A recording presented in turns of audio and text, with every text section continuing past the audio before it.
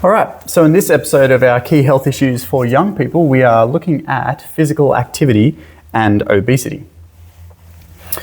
So, what is it? Insufficient physical activity and poor diet can lead to things like weight gain and other health complications. Okay, so think type 2 diabetes. Just think of like the more weight you have on, the less likely you are to engage in physical activities and hang out socially and do active things. So it limits your options, okay?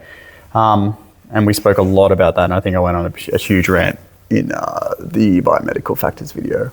But anyway, let's move on. You know what this is. Key statistics, and I wrote a little bit here to sort of, and I gave you some examples which I probably didn't need to know, but you know I like to give you more than what you need. So key stats, only 11% of teenagers are meeting the physical activity guidelines. So the Australian guidelines for physical activity, and if you have forgotten what they are, in a nutshell, you need to achieve 60 minutes of moderate to vigorous physical activity daily. So that's like using the large muscles of your body for 60 minutes. Okay, now moderate to vigorous means that you're going slightly faster than a dawdle pace. So the rate at which most of you walk around school, hey, how you going? That's not moderate, okay? But the way I walk around school, if you see me places, like someone even commented the other day, they saw me up in the staff room and then I was down on the basketball courts before, like at the same time they were, but they left like 3 minutes before me and they're like, oh my gosh, did you teleport there? No, I didn't teleport, I just walk fast, all right? So if you're a fast walker or you're doing something else like running around, playing, touch footy, catch and kiss, volleyball, handball's a good one, okay? All of that stuff, it's cumulative over a 24-hour period. You don't need to do 60 minutes in a block, okay?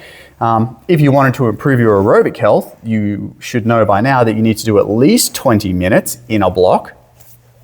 But as far as our guidelines for physical activity for teenagers and adults, this isn't about improving your aerobic health. This is just about you maintaining a healthy weight range and being physically active. You just need to accumulate 60 minutes. So if you do a 2-minute walk here and a 3-minute walk there, and then a 10-minute game of handball, and you go walk the dog after school for 20 minutes, and then you go and play a game of wall ball that night with your mate for 20 minutes, and all of a sudden you've got your 60 minutes and you haven't really thought about doing 60 minutes of activity, all right? The second guideline is that on 3 times of the week, you should do some form of resistance or strength training.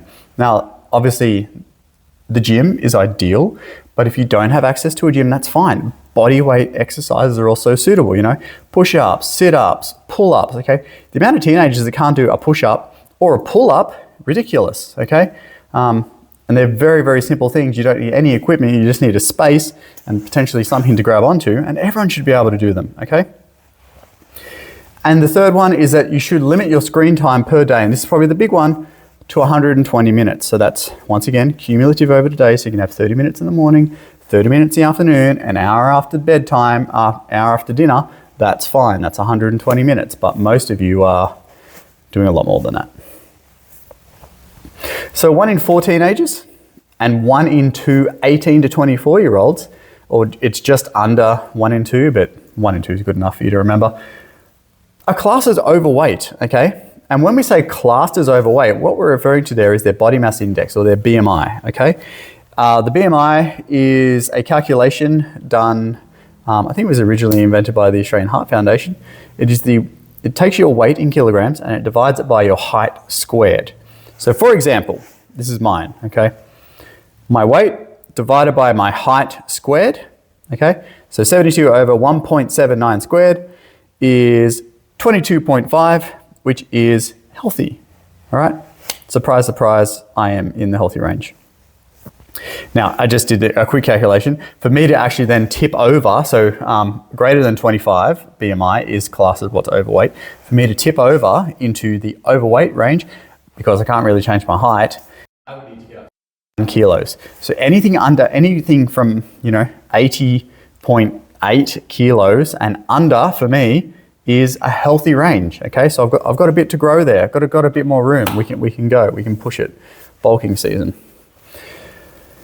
Here's another alarming statistic. 3%. 3%. What is that? Okay, that's 3 people in 100. So if you look at our school, all right, our school has what? About 1,200 kids. 3 3% is what? 36 kids. 36 kids in our whole school are eating their 2 and 5 daily. That's nuts. So one class, just over one class of kids is eating their required fruits and vegetables for the day, and everyone else isn't meeting it. That's insane. That's insane. Think about it. All right. So that's 2 and 5. 2 fruits, 5 veg. The main one being 5 veg. A lot of people will have like 5 fruits and 2 veg, but that's not the guideline. So trends. So how is all this data trending? Well, it's all increasing, which is a funny thing to think about, okay? Physical activity levels in teenagers are actually trending upwards, okay? And this is largely because of gym culture, okay? A lot of kids these days are going to the gym. They're enjoying the gym. They go to the gym with their mates, all right? Or maybe they just go to the gym by themselves. They do it because, and once again, I spoke about it in one of the previous videos about social media and scrolling and stuff, and they look at all the beautiful people. Most of the time, those beautiful people at some point in their feeds are doing some sort of weight training. So that is actually, I don't like to say it, but it's actually a benefit of social media, all right? So this is trending upwards, okay? However, obesity rates are also trending upwards, so overweight and obeseness trending upwards in teenagers, and screen time is also increasing. It's all increasing. So this is a good thing to increase, but these things not so good. Ouch.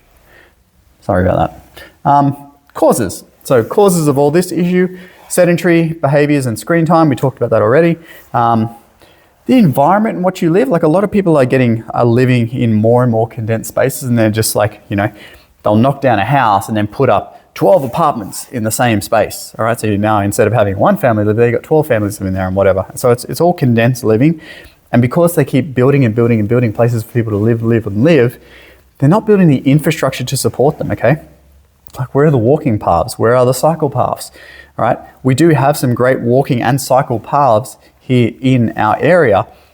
However, most of you probably don't live right on one of those paths, okay? I certainly don't. We do have a walking path near my house, but to get to the walking path, I have to, I know this is going to sound like boo-hoo, I have to walk on the road for about 1.5 km, okay, to get to a path. Now, I have no issue walking on the road itself to get to the walking path, which then starts and goes all the way up. However, there are lots of people that do. A lot of people have a lot of anxiety about walking on a road where there's cars and stuff, and they won't do it. So if they don't live on a walking path, guess what? They don't walk. So that's a problem. The other thing is, we know that the cost of living is going up for everything. So there are some significant socioeconomic barriers to buying healthy food. Okay, like I did the shopping yesterday. 1 punnet of strawberries, and it was a fresh market special apparently at Woolies. 1 punnet of strawberries, which has about 12 strawberries in it, $5.50. That's a special. Are you serious? $5.50? That's ridiculous. I bought it anyway because I want my kids to eat healthy, but it hurt. It hurt to buy them, and I wish they were $1 a punnet. Because they were $1 a punnet, I would have bought like 7 of them, and then my kids would have strawberries every day, and everyone would be happy. Yay, everyone loves strawberries.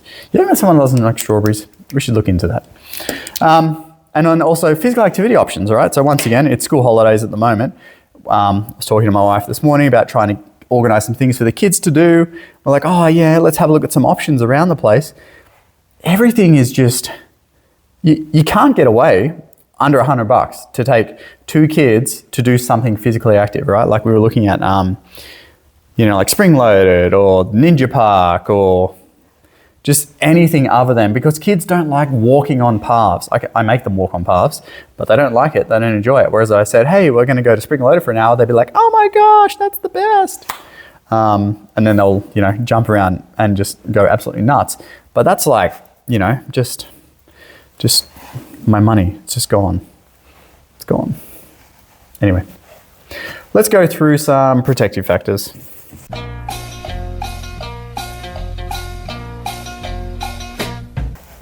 Okay, so protective factors for physical activity and obesity. Access to sports facilities, all right? And by access, I also mean the cost of those sports facilities. The example that comes to mind is that at the moment, the gym that I attend, because it's school holidays, for the whole 2 weeks of school holidays, anyone aged like 12 to 17 or 18 can get free access for 2 weeks, all right, which is great. All right, that's really encouraging. All right, they're not benefiting from it at all. They're also going to have more people in the gym, and those people may end up signing up for a membership afterwards. So there is sort of a little bit of a marketing strategy there. But hey, 2 weeks of free gym, who's going to deny that? Supportive family and community programs. All right, so if your kids come to you and you're like, hey, I want to play this sport or whatever, and family's like, yeah, let's do it. That's great. Okay. And it's community programs, and when I say community programs, I mean like offer free programs. Like we actually looked at yesterday, putting the girls into a like holiday football camp, like 2 days of soccer activities and stuff. 2 days, right? 9 till 3, so 6 hours a day. $178 per child. All right, so it was going to cost me just under $400 for them to go for 2 days and kick a ball around. Like, that's a great program. I'm not ditching the program, but I am dissing the price. So that's ridiculous, okay? I can go and kick the ball with my kids for free, and I will. Physical education in schools. Obviously, a lot of kids do like PE. A lot of kids don't like PE. And a lot of kids just want to play a game. But you know what? At the end of the day, it's about achieving that moderate to vigorous physical activity guidelines, okay? Sometimes, and I've made this argument in the staff room, and I know a lot of people agree with me, but a lot of people disagree with me, and that's fine. Okay, I'm not trying to get on a tirade here, but I would be happy for the rest of my career if all PE lessons were just walking. Okay, let's just go walking. You know what? Because it gets everyone moving. It's not teaching skills and all that kind of stuff, but it is getting people moving. It is getting people out in the community. And it's getting people active, burning calories, etc. Okay, it's one train of thought. And the other one is nutrition education, which we also do in our faculty, all right, trying to teach whether kids, and I've often said this, I think a lot of the time when we deliver it, because we deliver it majorly in year 9, I think they're probably a bit too young, because you really don't start thinking about nutrition until you're the one buying your food, okay? All of a sudden, when you are buying your own groceries and you're having to cook your own meals, that's when you need that sort of nutrition education. And no one's gonna, when they're 18, 19, gonna flick back into their year 9 PE books and go, what was that thing about nutrition again? So, anyway. In conclusion, physical inactivity and obesity represent major preventable health risks requiring environmental change for infrastructure and walking paths, etc., and community supports to promote active, healthy lifestyles. Thanks.